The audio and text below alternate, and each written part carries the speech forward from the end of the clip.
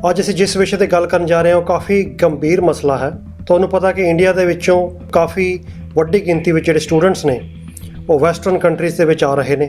US ਦੇ ਵਿੱਚ ਜਿਹੜੇ ਸਟੂਡੈਂਟਸ ਆ ਰਹੇ ਨੇ ਉਹ ਇੰਨੇ ਜ਼ਿਆਦਾ ਗਿਣਤੀ ਦੇ ਵਿੱਚ ਨਹੀਂ ਆ ਰਹੇ। ਕਾਫੀ ਪੇਰੈਂਟਸ ਨੇ ਜਿਹੜੇ ਕਾਫੀ ਪੈਸਾ ਖਰਚ ਕੇ ਆਪਣੇ ਬੱਚਿਆਂ ਨੂੰ ਸੁਨਹਿਰੇ ਭਵਿੱਖ ਦੀ ਆਸ ਵਿੱਚ ਬਾਹਰ ਭੇਜ ਰਹੇ ਨੇ। ਬਟ ਅਸਲ ਦੇ ਵਿੱਚ ਜਿਹੜਾ ਜ਼ਿਆਦਾ ਸਟੂਡੈਂਟਸ ਦੀ ਆਮਦ ਰਹੀ ਉਹ ਦੋ ਕੰਟਰੀਆਂ ਦੇ ਵਿੱਚ ਰਹੀ। ਨੰਬਰ 1 ਕੈਨੇਡਾ ਅਤੇ ਨੰਬਰ 2 ਆਸਟ੍ਰੇਲੀਆ। ਜਿਹੜੇ ਸਟੂਡੈਂਟਸ ਨੂੰ ਜਿਹੜੇ ਰੂਲਸ ਨੇ ਉਹ ਬੜੇ ਵੱਖਰੇ ਨੇ। ਜੋ ਕੈਨੇਡਾ ਦੇ ਨੇ ਉਹ ਕਾਫੀ ਰਿਲੈਕਸ ਨੇ। ਉਸ ਤੋਂ ਬਾਅਦ ਅਮਰੀਕਾ ਥੋੜ੍ਹੇ ਸਟ੍ਰਿਕਟ ਨੇ। ਆਸਟ੍ਰੇਲੀਆ ਦੇ ਵਿੱਚ ਵੀ ਜੋ ਸਟੂਡੈਂਟਸ ਨੂੰ ਜੋ ਪੜ੍ਹਾਈ ਪੂਰੀ ਕਰਨ ਤੋਂ ਬਾਅਦ ਪੱਕਿਆਂ ਹੋਣ ਦਾ ਜੋ ਇੰਤਜ਼ਾਮ ਹੈ ਜਾਂ ਰਸਤਾ ਹੈ ਉਹ ਕਾਫੀ ਸੁਖਾਲਾ ਹੈ। ਕੀ ਇਹ ਬੱਚੇ ਕਦੇ ਪੱਕੇ ਹੋ ਪਾਉਣਗੇ?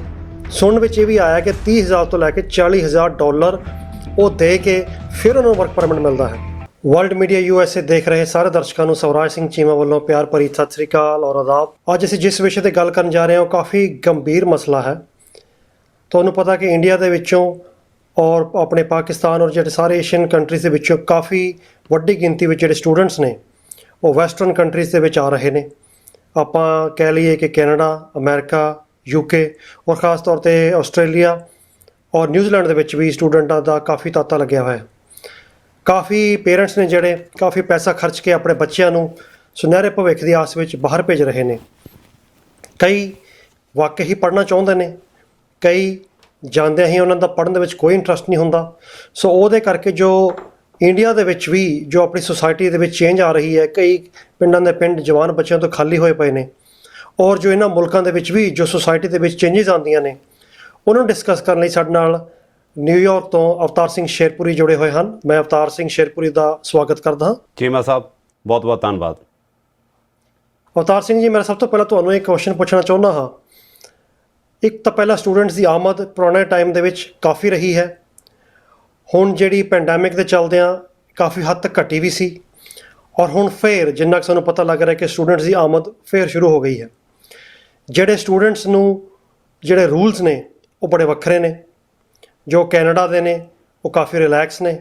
ਉਸ ਤੋਂ ਬਾਅਦ ਅਮਰੀਕਾ ਥੋੜ੍ਹੇ ਸਟ੍ਰਿਕਟ ਨੇ। ਆਸਟ੍ਰੇਲੀਆ ਦੇ ਵਿੱਚ ਵੀ ਜੋ ਸਟੂਡੈਂਟਸ ਨੂੰ ਜੋ ਪੜ੍ਹਾਈ ਪੂਰੀ ਕਰਨ ਤੋਂ ਬਾਅਦ ਪੱਕਿਆਂ ਹੋਣ ਦਾ ਜੋ ਇੰਤਜ਼ਾਮ ਹੈ ਜਾਂ ਰਸਤਾ ਹੈ ਉਹ ਕਾਫੀ ਸੁਖਾਲਾ ਹੈ। ਜਦੋਂ ਕਿ ਇੰਗਲੈਂਡ ਵਗੈਰਾ ਜਾਂ ਯੂਰਪ ਦੇ ਜਿਹੜੇ ਮੁਲਕ ਨੇ ਇਹਨਾਂ ਦੇ ਵਿੱਚ ਜਿਹੜੇ ਸਟੂਡੈਂਟਸ ਪੱਕੇ ਹੁੰਦੇ ਹਨ ਉਹਨਾਂ ਨੂੰ ਪੱਕੇ ਹੋਣ ਦਾ ਰਸਤਾ ਜਾਂ ਉਸ ਤੋਂ ਬਾਅਦ ਵਰਕ ਪਰਮਿਟ ਹੋਣ ਦਾ ਰਸਤਾ ਥੋੜ੍ਹਾ ਮੁਸ਼ਕਿਲ ਹੈ। ਸਭ ਤੋਂ ਪਹਿਲਾਂ ਮੈਂ ਜਾਣਨਾ ਚਾਹਾਂਗਾ ਕਿ ਜੋ US ਦੇ ਵਿੱਚ ਸਟੂਡੈਂਟਸ ਦੀ ਆਮਦ ਕਿੰਨੀ ਕੁ ਹੈ ਔਰ ਕਿੰਨੇ ਕੁ ਜਿਹੜੇ ਸਟੂਡੈਂਟਸ ਨੇ ਉਹ ਸਿੰਸੀਅਰਲੀ ਪੜ੍ਹਾਈ ਕਰਨਾ ਚਾਹੁੰਦੇ ਹਨ ਔਰ ਕਿਹੜੇ ਆ ਕੇ ਜਸ ਅਲੋਪ ਹੋਣਾ ਚਾਹੁੰਦੇ ਹਨ। ਥੋੜ੍ਹਾ ਜਿਹਾ ਚਾਨਣਾ ਪਾਓ ਜੀ। ਚੀਮਾ ਸਾਹਿਬ ਗੱਲ ਇਹ ਹੈ ਵੀ ਸਵਾਲ ਬਹੁਤ ਗੰਭੀਰ ਹੈ।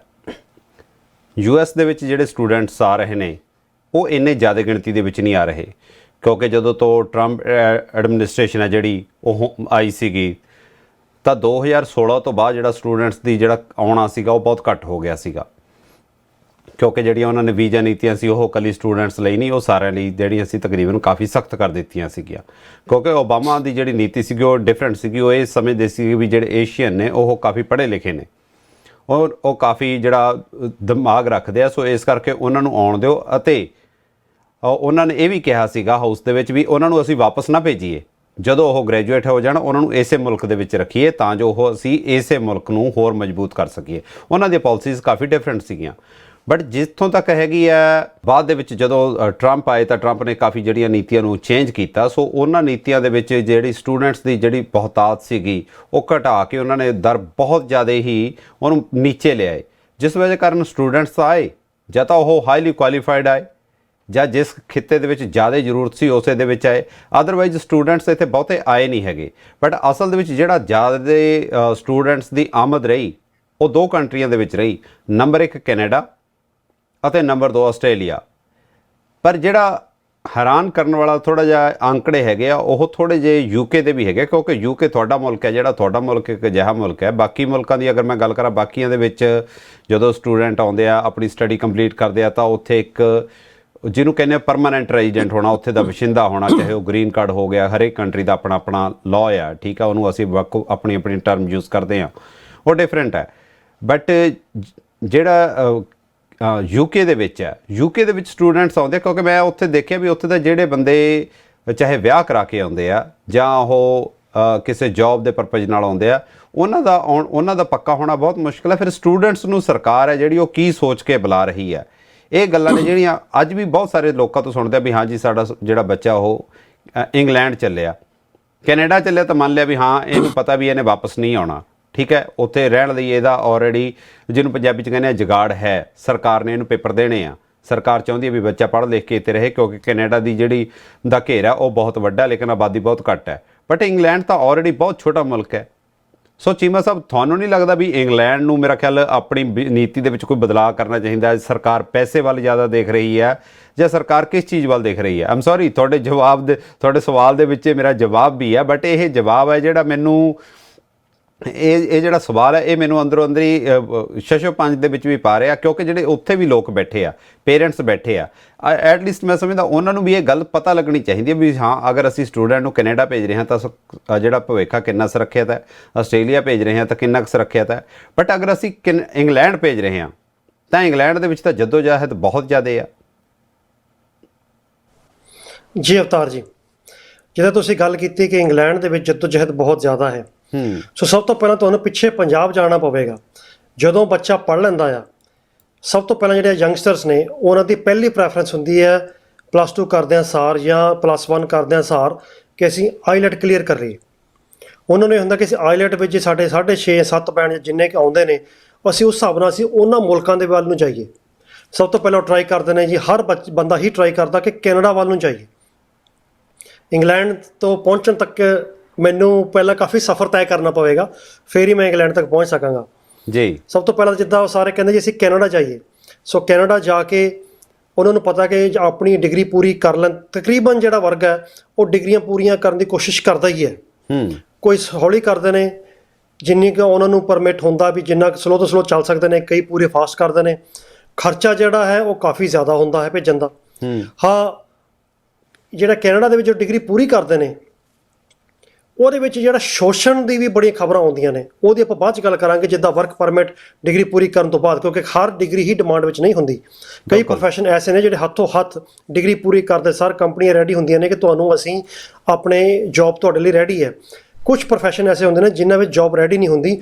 ਉਹ ਸੁਣਨ ਵਿੱਚ ਇਹ ਵੀ ਆਇਆ ਕਿ $30,000 ਤੋਂ ਲੈ ਕੇ $40,000 ਰਿਸ਼ਵਤ ਕਹਿ ਲਓ ਜਾਂ ਗੁੱਡਵਿਲ ਦਾ ਕਹਿ ਲਓ, ਉਹ ਦੇ ਕੇ ਫਿਰ ਉਹਨਾਂ ਨੂੰ ਵਰਕ ਪਰਮਿਟ ਮਿਲਦਾ ਹੈ। ਇਹਦੇ ਚੱਲਦੇ ਹੀ ਜਿਹੜੇ ਬੱਚੇ, ਜਿੱਦਾਂ ਤੁਸੀਂ ਆਪਾਂ ਗੱਲ ਕਰ ਰਹੇ ਸੀ ਕਿ ਆਈਲੈਟਸ, ਜਿਨ੍ਹਾਂ ਦੀ ਆਈਲੈਟਸ ਦੇ ਵਧੀਆ ਗ੍ਰੇਡ ਆ ਜਾਂਦੇ ਨੇ, ਉਹ ਕੈਨੇਡਾ ਵੱਲ, ਜਾਂ ਜਿਨ੍ਹਾਂ ਦਾ ਕੈਨੇਡਾ ਯੂਨੀਵਰਸਿਟੀ ਐਡਮਿਸ਼ਨ ਮਿਲ ਜਾਂਦਾ ਉਹ ਕੈਨੇਡਾ ਵੱਲ ਨੂੰ ਆ ਜਾਂਦੇ ਨੇ, ਜਾਂ ਆਸਟ੍ਰੇਲੀਆ ਵੱਲ ਵੀ, ਕਿਉਂਕਿ ਆਸਟ੍ਰੇਲੀਆ ਔਰ ਕੈਨੇਡਾ ਜਦੋਂ ਤੁਹਾਡੀ ਡਿਗਰੀ ਪੂਰੀ ਹੋ ਜਾਂਦੀ ਹੈ ਉਸ ਤੋਂ ਬਾਅਦ ਵਰਕ ਪਰਮਿਟ ਮਿਲਣਾ, ਔਰ work permit minimum number of years ਕਰਕੇ ਫਿਰ ਤੁਹਾਨੂੰ ਪਰਮਾਨੈਂਟ ਰੈਜ਼ੀਡੈਂਸੀ ਅਪਲਾਈ ਕਰਨ ਦਾ ਰਾਹ ਥੋੜ੍ਹਾ ਸੌਖਾ ਹੈ। ਫਿਰ ਕਹਿ ਲਓ ਕਿ ਜਦੋਂ ਬੱਚੇ ਆਈਲੈਟਸ ਕਰ ਰਹੇ ਹੁੰਦੇ ਨੇ, ਜਦੋਂ ਉਹਨਾਂ ਦਾ ਇੱਕ ਫਰੈਂਡ ਜਾਂ 2 ਫਰੈਂਡ 3 ਫਰੈਂਡ ਨਿਕਲ ਗਏ, ਜਿਹੜਾ ਚੌਥਾ ਬਚ ਗਿਆ, ਉਹਨੇ ਕਹਿਣਾ ਯਾਰ ਮੈਂ ਬਾਹਰ ਜਾਣਾ ਹੀ ਜਾਣਾ। ਉਹ ਇਹ ਨਹੀਂ ਸੋਚਦਾ ਕਿ ਮੈਂ ਪੜ੍ਹ ਸਕਦਾ ਵਾਂ ਜਾਂ ਨਹੀਂ ਪੜ੍ਹ ਸਕਦਾ, ਉਹਨੂੰ ਹੁੰਦਾ ਕਿ ਮੈਂ ਬਸ ਬਾਹਰ ਜਾਣਾ। ਫਿਰ ਉਹ ਕਹਿੰਦੇ ਵੀ ਜਿੱਥੇ ਮਿਲਦੀ ਆ ਭੇਜ ਦਿਓ। ਹੁਣ ਇੰਗਲੈਂਡ ਵਿੱਚ ਜਦੋਂ ਆਉਂਦੇ ਨੇ, ਕਾਫੀ ਸਟੂਡੈਂਟ ਇਹ ਸੋਚ ਕੇ ਆ ਰਹੇ ਨੇ ਕਿ ਅਸੀਂ ਪੜ੍ਹਨਾ ਹੀ ਨਹੀਂਗਾ, ਜਾਂ ਉਹਨਾਂ ਦਿਮਾਗ 'ਚ ਹੁੰਦਾ ਕਿ ਉੱਥੇ ਜਾ ਕੇ ਕਿਹੜਾ ਅਸੀਂ ਪੜ੍ਹਨਾ, ਉਹ ਅਸੀਂ ਜਾ ਕੇ ਬਸ ਉੱਥੇ ਕੰਮ ਹੀ ਲੱਭਣਾ, ਕੰਮ ਸਾਨੂੰ ਮਿਲ ਜਾਣਾ ਅਤੇ ਬਸ ਪੈਸੇ ਕਮਾ ਕੇ ਭੇਜੀ ਜਾਣੇ ਨੇ। ਪਰ ਇਹਦੇ ਵਿੱਚ ਜਿਹੜਾ ਦੁਖਾਂਤ ਇਸ ਚੀਜ਼ ਦਾ ਹੈ ਕਿ ਕਿਉਂਕਿ ਇੰਡੀਆ ਤੋਂ ਕਈ ਬੰਦੇ ਜਿਹੜੇ 18 ਲੱਖ 20 ਲੱਖ ਖਰਚ ਕੇ ਵੀ ਆਉਂਦੇ ਨੇ। ਬੇਸਿਕਲੀ ਜਿਹੜਾ ਬੈਨੀਫਿਟ ਹੈ ਉਹ ਸਭ ਤੋਂ ਪਹਿਲਾਂ ਤਾਂ ਏਜੰਟਸ ਨੂੰ ਜਾਂਦਾ, ਠੀਕ ਹੈ। ਕਾਲਜ ਨੇ ਆਪਣੀ 1 ਸਮੈਸਟਰ ਦੀ ਫੀਸ ਹੈ ਜਿਹੜੀ ਉਹ ਲੈ ਲੈਣੀ ਹੈ, ਜਾਂ 6 ਮਹੀਨੇ ਦੀ ਫੀਸ ਲੈ ਲੈਣੀ ਹੈ, ਠੀਕ ਹੈ। 8 ਲੱਖ 9 ਲੱਖ 10 ਲੱਖ ਤੱਕ ਲੈ ਲੈਣਾ, ਅਤੇ ਜਿਹੜੇ 18 ਲੱਖ 20 ਲੱਖ ਖਰਚ ਰਹੇ ਨੇ ਉਹ 10 ਲੱਖ ਤੱਕ ਉਹ ਏਜੰਟਸ ਪੈਸੇ ਕਮਾ ਰਹੇ ਨੇ। ਏਜੰਟਸ ਮਿਸਗਾਈਡ ਕਰ ਦਿੰਦੇ, ਨਹੀਂ ਜੀ ਜਾਂਦੇ ਹੀ ਵਰਕ ਪਰਮਿਟ ਵੱਟ 'ਤੇ ਪਿਆ। ਕਈਆਂ ਨੂੰ ਜਿੱਦਾਂ ਇੰਗਲੈਂਡ ਦੇ ਵਿੱਚ 20 ਘੰਟੇ ਸਟੂਡੈਂਟਸ, ਕੁਝ ਕੁਆਲੀਫਿਕੇਸ਼ਨ ਜਿਹੜੇ ਯੂਨੀਵਰਸਿਟੀਆਂ ਵਿੱਚ ਕਰਦੇ ਨੇ ਉਹਨਾਂ ਨੂੰ 20 ਘੰਟੇ ਅਲਾਊਡ ਹੈ। ਕਈ ਪ੍ਰਾਈਵੇਟ ਕਾਲਜਾਂ ਵਿੱਚ ਨੇ ਉਹਨਾਂ ਨੂੰ ਬਿਲਕੁਲ ਹੀ ਵਰਕ ਪਰਮਿਟ ਅਲਾਊਡ ਨਹੀਂ। ਪਰ ਏਜੰਟ ਜਾ ਕੇ ਜੀ ਤੁਹਾਨੂੰ 20 ਘੰਟੇ ਤਾਂ ਵੱਟ 'ਤੇ ਪਏ ਨੇ, ਇੰਨੀ ਮਿਨੀਮਮ ਵੇਜ ਹੈ, ਇਹਨਾਂ ਦਾ ਤੁਹਾਨੂੰ ਮਿਲ ਹੀ ਜਾਣਾ ਆ, ਇਹਨਾਂ ਤੁਹਾਨੂੰ ਮਿਲ ਜਾਣਾ ਹੈ। ਉਸ ਤੋਂ ਬਾਅਦ ਬਾਕੀ ਤੁਸੀਂ ਬਿਨਾਂ ਉੱਥੇ ਦਿਖਾਇਆ ਵੀ ਕਰੀ ਜਾਣਾ। ਉਹ ਸਬਜ਼ ਬਾਗ ਜਿਹੜੇ ਦਿਖਾਏ ਜਾਂਦੇ ਨੇ ਉਹ ਬਹੁਤ ਜ਼ਿਆਦਾ ਦਿਖਾਏ ਜਾਂਦੇ ਨੇ। ਇੱਥੇ ਆਉਂਦੇ ਨੇ, ਹੁਣ ਜਦੋਂ ਇੱਕ ਚੀਜ਼ ਹੈ ਕਿ ਜੇ ਤੁਹਾਨੂੰ ਇੰਗਲਿਸ਼ ਆਉਂਦੀ ਨਹੀਂ ਹੈ ਤਾਂ ਤੁਸੀਂ ਇਹ ਐਕਸਪੈਕਟ ਕਰਦੇ ਨੇ ਕਿ ਜੀ ਕਿਹੜੀ ਸ਼ੌਪ 'ਤੇ, ਕਿਹੜੇ ਮਾਲ 'ਤੇ, ਕਿਹੜੇ ਕਾਊਂਟਰ 'ਤੇ ਜੌਬ ਕਰ ਸਕਦੇ ਨੇ, ਕਿਉਂਕਿ ਜਿਹੜੇ ਗੋਰਿਆਂ ਦਾ ਜਿਹੜਾ ਬੋਲਣ ਦਾ ਤਰੀਕਾ ਆ ਉਹ ਸਾਡੇ ਜਿਹੜੇ ਇੰਡੀਅਨ ਇੰਗਲਿਸ਼ ਨਾਲੋਂ ਕਾਫੀ ਫਰਕ ਹੈ। ਫਿਰ ਉਹਨਾਂ ਨੂੰ ਦਿਖਾ ਜਾਂਦਾ ਕੋਈ ਨਹੀਂ ਕਿ ਬਿਲਡਰਾਂ ਨਾਲ ਤਾਂ ਤੁਹਾਡੀ ਜੌਬ ਲੱਗ ਹੀ ਜਾਣੀ ਹੈ, ਉਹਨਾਂ ਤਾਂ ਕਰ ਹੀ ਰਹਿਣਾ, ਬਾਹਰੋਂ ਬਾਹਰ ਜਾਣਾ ਹੈ, ਕਰਨਾ ਕੰਸਟਰਕਸ਼ਨ ਦੇ ਕੰਮ ਦੇ ਵਿੱਚ। ਜਿਹੜੇ ਅਸੀਂ ਕਿਤੇ ਕੰਸਟਰਕਸ਼ਨ ਵਰਕਰਸ ਕਹਿ ਲਓ, ਕਿਉਂਕਿ ਇੰਗਲੈਂਡ ਦੇ ਵਿੱਚ ਜਿਹੜਾ ਆਪਾਂ ਕੋਈ ਵੀ ਜਿਹੜਾ ਲੋਕਲ ਕੰਟਰੈਕਟਰ ਹੁੰਦਾ ਉਹਨੂੰ ਅਸੀਂ ਬਿਲਡਰ ਹੀ ਕਹਿ ਦਿੰਦੇ ਹਾਂ। ਚਾਹੇ ਉਹਦੇ ਕੋਲੇ 2 ਬੰਦੇ ਕੰਮ ਕਰ ਰਹੇ ਨੇ ਜਾਂ 10 ਕਰ ਰਹੇ ਨੇ, ਇੱਕ ਜਨਰਲ ਟਰਮ ਯੂਜ਼ ਕਰਦੇ ਆ ਕਿ ਬਿਲਡਰ ਹੀ ਹੈ ਜੀ, ਬਿਲਡਰ। ਓਕੇ, ਜਿੱਦਾਂ ਕੰਸਟਰਕਸ਼ਨ ਇੰਡਸਟਰੀ, ਕੰਸਟਰਕਸ਼ਨ ਲਾਈਨ ਦੇ ਵਿੱਚ। ਪਰ ਜਿਹੜੇ ਉਹ ਬੱਚੇ ਹੁਣ ਆ ਰਹੇ ਨੇ ਜਿਨ੍ਹਾਂ ਦਾ ਪੜ੍ਹਨ ਵਿੱਚ ਧਿਆਨ ਹੈ ਨਹੀਂ, ਜਿਨ੍ਹਾਂ ਨੂੰ ਪਤਾ ਕਿ ਕਾਲਜ ਵਿੱਚ ਉਹਨਾਂ ਨੇ ਜਾਣਾ ਨਹੀਂ ਗਾ, ਅਗਲੀ ਫੀਸ ਉਹਨਾਂ ਨੇ ਤਾਰਨੀ ਨਹੀਂ ਗੀ, 6 ਮਹੀਨੇ ਵਿੱਚ ਉਹਨਾਂ ਨੇ ਇਲੀਗਲ ਹੋ ਜਾਣਾ, ਤਾਂ ਫਿਰ ਉਹ ਬੱਚੇ ਜਾਂ ਉਹਨਾਂ ਦੇ ਮਾਂ-ਬਾਪ, ਮੈਂ ਉਹਨਾਂ ਦੀ ਹਿੰਮਤ ਦੀ ਦਾਤ ਦਿੰਦਾ ਕਿ ਕੀ ਸੋਚ ਕੇ ਬੱਚੇ ਨੂੰ ਕਹਿ ਰਹੇ ਕਿ ਡਟੇ ਰਹੋ। ਇਹੀ ਚੀਜ਼ ਮੈਂ ਜਾਣਨੀ ਚਾਹੁੰਦਾ, ਕਿਉਂਕਿ ਭਵਿੱਖ ਕੀ ਆ ਫਿਰ? ਦੇਖੋ, ਕੀ ਇਹ ਬੱਚੇ ਕਦੇ ਪੱਕੇ ਹੋ ਪਾਉਣਗੇ? ਭਵਿੱਖ ਜਿਹੜਾ ਉਹੀ ਹੁਣ ਮੈਂ ਉਸੇ ਪੁਆਇੰਟ ਤੇ ਆਉਣ ਲੱਗਾ ਸੀ, ਜਿਹੜਾ ਭਵਿੱਖ ਹੈ ਉਹ ਇੰਨਾ ਕਲੀਅਰ ਨਹੀਂ ਆ, ਉਹ ਬੜਾ ਧੁੰਦਲਾ ਆ। ਹੁਣ ਜਿਹੜੇ ਬੱਚੇ ਤਾਂ ਬ੍ਰਿਲੀਅੰਟ ਨੇ ਪੜ੍ਹਨ ਵਿੱਚ, ਜਿਨ੍ਹਾਂ ਦੇ ਵਾਕਈ ਨੰਬਰ ਚੰਗੇ ਨੇ ਔਰ ਅੱਛੇ ਕੋਰਸਿਸ ਵਿੱਚ ਦਾਖਲਾ ਲਿਆ ਰਹੇ, ਕਈਆਂ ਦੇ ਵਿਆਹ ਕਰਾ ਕੇ ਵੀ ਆ ਰਹੇ ਨੇ, ਕਈ ਕਿਸੇ ਬਿਨਾਂ ਵਿਆਹ ਤੋਂ ਆਪਣੇ ਦਮ 'ਤੇ ਵੀ ਆ ਰਹੇ ਨੇ, ਪਰ ਜਿਹੜੇ ਵਾਕਈ ਪੜ੍ਹ ਰਹੇ ਨੇ ਜਾਂ ਜਿਨ੍ਹਾਂ ਦੇ ਸਪਾਊਸ ਜਾਂ ਹਸਬੈਂਡ ਜਾਂ ਵਾਈਫ ਇੱਥੇ ਉਹਨਾਂ ਨੂੰ ਸਪੋਰਟ ਕਰ ਰਹੇ ਨੇ ਕਿ ਬੀਬਾ ਜਾਂ ਬੰਦਿਆ ਤੂੰ ਪੜ੍ਹ, ਮੈਂ ਜਿੱਦਾਂ ਮਰਜ਼ੀ ਕਰਾਂ, ਔਖਾ ਸਮਾਂ ਸੌਖਾ ਕਰਾਂ, 2-3 ਸਾਲ ਜਿੰਨਾ ਕਿ ਮੈਂ ਆਪਾਂ ਕੁਛ ਨਹੀਂ ਖੱਟਣਾ, ਸਾਰਾ ਦਿਨ ਮਰ ਕੇ, ਕਿਉਂਕਿ ਜਿਹੜੀ ਫੀਸ ਹੈ ਉਹ 8-9 ਲੱਖ ਰੁਪਈਆ ਲੱਗਦੀ ਹੈ ਜਿਹੜਾ ਇੱਕ ਸਮੈਸਟਰ ਦੀ ਹੈ। ਹੁਣ ਇੰਡੀਆ ਤੋਂ ਘਰਦੇ ਨੇ 20 ਲੱਖ ਰੁਪਈਆ ਲਾ ਕੇ ਭੇਜਤਾ ਕਿ ਕਾਕਾ ਜੀ ਹੁਣ ਤੁਸੀਂ ਆਪਣੇ ਆਪ ਤਕਰੀਬਨ 6 ਮਹੀਨੇ ਦਾ ਪੀਰੀਅਡ ਹੈ ਜਾਂ 3 ਮਹੀਨੇ ਦਾ? 6 ਮਹੀਨੇ ਦਾ ਜੀ। 3 ਮਹੀਨੇ ਕਈ ਤਰ੍ਹਾਂ ਦੇ ਨੇ। ਅੱਛਾ, ਹਾਂ, ਨਹੀਂ ਉਹ ਟ੍ਰਾਈਮੈਸਟਰ ਹੈ। ਓਕੇ, ਹਾਂਜੀ, ਕਈ ਜਗ੍ਹਾ ਤੇ 4-4 ਮੰਥ ਦੇ ਵੀ ਹੈ, ਕਈ ਜਗ੍ਹਾ 6 ਮਹੀਨੇ ਦੇ ਵੀ ਹੈ। ਪਰ ਅਗਰ 6 ਮਹੀਨੇ ਵੀ ਲਗਾਓ, ਜਿਹੜੀ 8-10 ਲੱਖ ਰੁਪਈਆ 9,000 ਪਾਉਂਡ ਲੱਗਣੀ ਹੈ, ਉਹ ਤਾਂ ਲੱਗ ਗਈ। ਉਸ ਤੋਂ ਬਾਅਦ ਘਰ ਦੇ ਕਹਿੰਦੇ ਸਾਡੇ ਹੱਥ ਖੜੇ ਆ, ਤੁਸੀਂ ਕਮਾਓ ਤੇ ਤੁਸੀਂ ਖਾਓ। ਹੁਣ ਜਦੋਂ ਤੁਸੀਂ ਕਮਾਓ ਤੇ ਤੁਸੀਂ ਖਾਓ ਖਾ ਰਹੇ, ਤਾਂ ਬੱਚਿਆਂ ਨੇ 8-9 ਹਜ਼ਾਰ ਪਾਉਂਡ ਉਹ ਕਿੱਥੋਂ ਕੱਢਣਾ ਆ? ਕਿਰਾਏ ਤੇ ਵੀ ਰਹਿਣਾ ਆ। ਹੁਣ ਅਗਰ ਉਹ ਸਿੰਸੀਅਰਲੀ ਪੜ੍ਹਨਾ ਵੀ ਚਾਹਣ, ਪਰ ਅਗਰ ਇੰਡੀਆ ਤੋਂ ਬੈਕਅਪ ਨਹੀਂ ਆ ਰਿਹਾ ਤਾਂ ਉਹ ਕਿੱਦਾਂ ਪੜ੍ਹਨਗੇ? ਇਹ ਵੀ ਇੱਕ ਦੁਖਾਂਤ ਕਹਿ ਲਓ ਕਿ ਘਰ ਦੇ ਇੱਕ ਵਾਰ ਪੈਸਾ ਲਾ ਦਿੰਦੇ ਨੇ, ਪੂਰੇ ਖਾਲੀ ਹੋ ਜਾਂਦੇ ਨੇ। ਬੱਚੇ ਦੀ ਵੀ ਜਿੱਦ ਹੁੰਦੀ ਕਿ ਮੈਂ ਬਸ ਬਾਹਰ ਜਾਣਾ ਜੀ, ਮੇਰੇ ਸਾਰੇ ਗਏ, ਉੱਥੇ ਜਾ ਕੇ ਦੇਖੀ ਜਾਊਗੀ, ਸਾਰੇ ਸੈੱਟ ਹੋਈ ਗਿਆ ਮੈਂ ਵੀ ਹੋ ਜਾਊਂ। ਪਰ ਉਹ ਜਿਹੜਾ ਸੈੱਟ ਦੀ ਪਰਿਭਾਸ਼ਾ ਹੈ, ਜਿਹੜੀ ਸੈੱਟ ਦਾ ਮਤਲਬ ਕੀ ਹੈ ਕਿ ਕੀ ਉਹ ਲੀਗਲੀ ਸੈੱਟ ਹੋ ਗਏ ਨੇ, ਕੀ ਉਹ ਲੀਗਲੀ ਇੱਥੇ ਐਡਜਸਟ ਹੋ ਗਏ ਨੇ, ਜਾਂ ਸੈੱਟ ਮਤਲਬ ਕਿ ਜੌਬ ਮਿਲ ਗਈ ਸੈੱਟ ਹੋ ਗਿਆ। ਜੌਬ ਮਿਲ ਗਈ, ਚਾਹੇ ਤੁਸੀਂ 100 ਪਾਉਂਡ ਕਮਾ ਰਹੇ ਰੋਜ਼ ਦਾ, ਉਹਨੂੰ ਸੈੱਟ ਨਹੀਂ ਕਿਹਾ ਜਾਂਦਾ। ਚਾਹੇ 5 ਸਾਲ ਬਾਅਦ ਵੀ, 6 ਸਾਲ ਬਾਅਦ ਵੀ ਤੁਹਾਡਾ ਸਟੇਟਸ ਤਾਂ ਕੋਈ ਵੀ ਨਹੀਂ ਹੈਗਾ। ਠੀਕ ਹੈ, ਤੁਸੀਂ ਪੈਸਾ ਕਮਾ ਲਿਆ। ਫਿਰ ਇੰਡੀਆ 'ਚ ਕੀ ਹੁੰਦਾ, ਆਪਣੇ ਸੌਰੀ ਟੂ ਸੇ ਸ਼ਾਇਦ ਸਾਰਿਆਂ 'ਤੇ ਐਪਲੀਕੇਬਲ ਨਾ ਹੁੰਦਾ ਹੈ, ਸ਼ਾਇਦ ਕਈਆਂ ਨੂੰ ਦੁੱਖ ਲੱਗੇ, ਜਦੋਂ ਬੱਚਾ ਪੈਸਾ ਕਮਾਉਣ ਲੱਗਦਾ ਹੈ, ਰਿਗਾਰਡਲੈਸ ਕਿ ਆਪਾਂ ਚਲੋ ਉੱਧਰ ਥੋੜ੍ਹਾ ਆਪਣਾ ਟੌਪਿਕ ਡਿਵਰਟ ਹੋ ਰਿਹਾ, ਜਿੰਨਾ ਕੁ ਪੈਸਾ ਕਮਾਉਂਦੇ ਨੇ, ਕਈ ਤਾਂ 6 ਮਹੀਨੇ ਬਾਅਦ ਪੜ੍ਹਾਈ ਛੱਡ ਦਿੰਦੇ ਨੇ। ਬਸ ਉਹਨਾਂ ਦਾ ਹੁੰਦਾ ਕਿ ਪੈਸਾ ਕਮਾਇਆ, ਪਹਿਲੇ ਲੋਟ 'ਚ ਕਰਜ਼ਾ ਲਾਇਆ, ਦੂਜੇ ਲੋਟ 'ਚ ਮਾਂ-ਬਾਪ ਨੂੰ ਜਾਂ ਭਾਈ ਭੈਣ ਨੂੰ ਉੱਥੇ ਜਿਹੜੇ ਵੀ ਨੇ ਕੋਠੀ ਪਵਾਈ, ਫਿਰ ਜਿਹੜੇ ਉਹਨਾਂ ਦੇ ਬ੍ਰਦਰ ਨੇ ਜਾਂ ਸਿਸਟਰਸ ਨੇ ਉਹਨਾਂ ਨੂੰ ਹੁਣ ਜੀ ਗੱਡੀ ਲੈ ਕੇ ਦੇਣੀ ਹੈ, ਗੱਡੀ ਲੈ ਦਿੱਤੀ ਗਈ। ਅੱਛਾ ਜੀ, ਹੁਣ ਜਿੰਨੀ ਕੁ ਸਮਰਥਾ ਜੀ, ਹੁਣ ਮੈਂ ਆਪਣੇ ਭਰਾ ਨੂੰ ਮੋਟਰਸਾਈਕਲ ਲੈ ਕੇ ਦੇਣਾ ਜੀ, ਉਹਨਾਂ ਨੇ ਮੋਟਰਸਾਈਕਲ ਲੈ ਦਿੱਤਾ ਗਿਆ। ਬਸ ਉਹਨਾਂ ਚੀਜ਼ਾਂ 'ਚ ਚੱਲੀ ਜਾ ਰਿਹਾ। ਪਰ ਫਿਰ ਤਾਂ ਇਹ ਬੱਚੇ ਨੇ ਜਿਹੜੇ ਇਹ ਇੱਕ ਪੈਸਾ ਗੇੜਨ ਵਾਲੀ ਮਸ਼ੀਨ ਨੇ, ਇਸ ਤੋਂ ਬਾਅਦ ਤਾਂ ਫਿਰ ਕੁਝ ਨਹੀਂ ਹੈ, ਕਿਉਂਕਿ ਉਹਨਾਂ ਦਾ ਫਿਊਚਰ ਤਾਂ ਖਤਮ ਹੈ। ਪੈਸਾ ਗਿਣਨ ਵਾਲੀ ਮਸ਼ੀਨ ਨੇ, ਪਰ ਇਹ ਜਿਹੜੀ ਮੈਂਟੈਲਿਟੀ ਮੇਰੀ ਸਮਝ ਤੋਂ ਸ਼ਾਇਦ ਥੋੜ੍ਹੀ ਬਾਹਰ, ਜਾਂ ਮੈਨੂੰ ਇੰਨਾ ਤਜਰਬਾ ਨਹੀਂ ਹੈ ਜ਼ਿੰਦਗੀ ਦਾ ਹਾਲੇ, ਕਿਉਂਕਿ ਮਾਂ ਪਿਓ ਵੀ ਜਿਹੜੇ ਲੈ ਰਹੇ ਨੇ ਪੈਸੇ ਉਹ ਕਹਿੰਦੇ ਆਉਣ ਦਿਓ, ਕਿਉਂਕਿ ਉਹਨਾਂ ਨੂੰ ਵੀ ਪਤਾ ਕਿ ਸਾਡਾ ਮੁੰਡਾ ਪ੍ਰੋਪਰ ਪੇਪਰਾਂ 'ਤੇ ਨਹੀਂ ਹੈਗਾ। ਕੀ ਪਤਾ ਕਦੋਂ ਫੜ ਹੋ ਜਾਣਾ, ਨਾ ਫੜਿਆ ਜਾਵੇ 3 ਸਾਲ ਨਾਲ ਫੜਿਆ ਜਾਵੇ, ਨਾ ਫੜਿਆ 30 ਸਾਲ ਨਾਲ ਫੜਿਆ ਜਾਵੇ। ਸੋ ਉਹਦਾ ਵੀ ਜਿੰਨੇ ਆਉਂਦੇ ਆਉਣ ਦਿਓ। ਪਰ ਇੱਕ ਗੱਲ ਦੀ ਮੈਨੂੰ ਅਫਸੋਸ ਹੈ ਕਿ ਜਿਹੜੀ ਇੰਡੀਆ ਵਿੱਚ ਬਹੁਤ ਹੀ ਘੱਟ ਮਾਂ ਪਿਓ ਨੇ, ਅਗਰ ਪੈਸਾ ਆ ਰਿਹਾ ਉਹਨੂੰ ਕਿਸੇ ਪਾਸੇ ਇਨਵੈਸਟ ਕਰ ਰਹੇ ਨੇ, ਜਾਂ ਜ਼ਮੀਨਾਂ 'ਚ ਲਾ ਰਹੇ ਨੇ, ਜਾਂ ਜਿਹੜਾ ਭੈਣ ਭਰਾ ਉੱਥੇ ਹੈ ਉਹਨਾਂ ਨੂੰ ਕੋਈ ਬਿਜ਼ਨਸ ਖੁਲਵਾ ਕੇ ਦੇ ਰਹੇ ਨੇ, ਤਾਂ ਕਿ ਜੇ ਮੁੰਡੇ ਨੂੰ ਮੁੜਨਾ ਵੀ ਪੈ ਗਿਆ ਤਾਂ ਤੁਹਾਡਾ ਬਿਜ਼ਨਸ ਸੈੱਟ। ਉਹ ਕੇਸ ਮੇਰੀ ਨਜ਼ਰ ਵਿੱਚ ਬਹੁਤ ਥੋੜ੍ਹੇ ਨੇ। ਸੋ ਚਲੋ ਉਹ ਇੱਕ ਡਿਫਰੈਂਟ ਵਿਸ਼ੇ ਆ ਗਿਆ।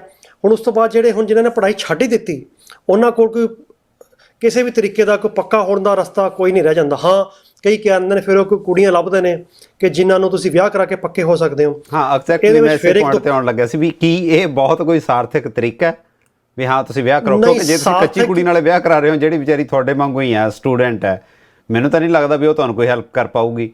ਤੇ ਤੁਸੀਂ ਫਿਰ ਵਿਆਹ ਕਰਾਓਗੇ ਕਿਹਦੇ ਨਾਲ?